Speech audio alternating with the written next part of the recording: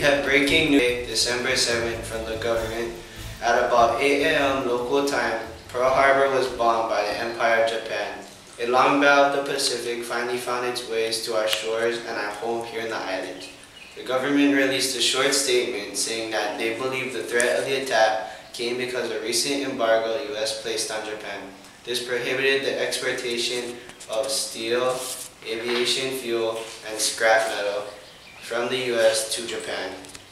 The naval base was caught completely off guard, and no defensive strategy for this kind of invasion. The Japanese aircrafts came in two waves. The first wave with approximately 180 planes that took off from Japan aircraft carriers just north of Oahu. The first wave targeted the airfields and battleships. The second, in which approximately 165 Japanese planes targeted our shipyards. Although the Japanese had damaged 8 U.S. battleships and 5 sunken battleships, along with the USS Arizona, which was hit by a 1,760-pound air bomb reaching its hull, the aircraft carriers such as the Lexington, Enterprise, Saratoga, which were primary targets, escaped along with the base fuel tanks.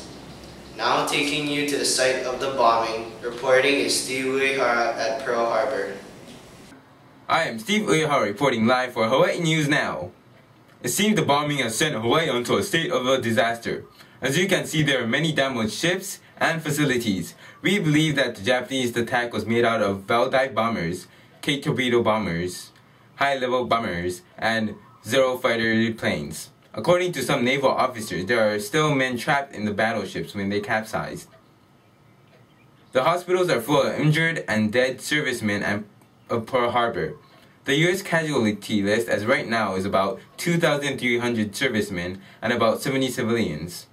1,200 wounded, including the 1,104 men aboard the USS Arizona. Naval officers are asking civilians to stay in their houses until further notice. Please remember to tint out the windows to prevent light leaks. Also, the hospitals are desperate for volunteers to help the wounded victims. This was Steve Uehara reporting live for Hawaii News Now. We're going back to the studio.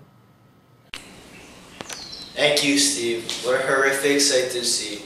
This just in. President Roosevelt has just released a statement on the bombing. We take you now to the White House. Mr. Vice President, Mr. Speaker, members of the Senate, of the House of Representatives, yesterday, December 7th, 1941, a date which will live in infamy, the United States of America was suddenly and deliberately attacked by naval and air forces of the Empire of Japan. The United States was at peace with that nation, and at the solicitation of Japan, was still in conversation with its government and its emperor, looking toward the maintenance of peace in the Pacific.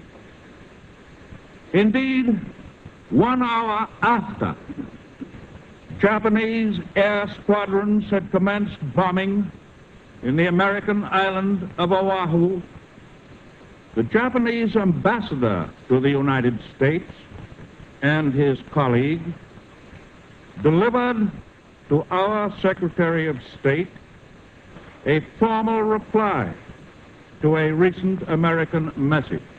Japan has therefore undertaken a surprise offensive extending throughout the Pacific area. The facts of yesterday and today speak for themselves.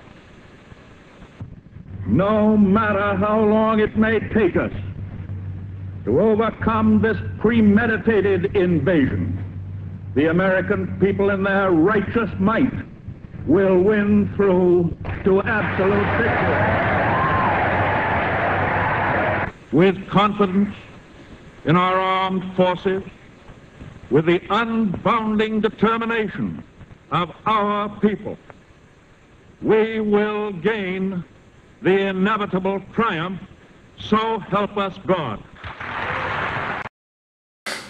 Thank you for tuning in to Hawaii News Now. I am Tyler Kanoa. We will keep you informed if we hear any new news coming from Washington.